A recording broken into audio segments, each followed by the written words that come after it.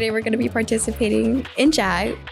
JAG is a program where we be helped with employability skills, with things that will help us later on in the future, for example, mock interviews, as well as other things, financial literacy. I'm in JAG to learn how to communicate properly. I'm in JAG to learn how life works after high school and to get prepared.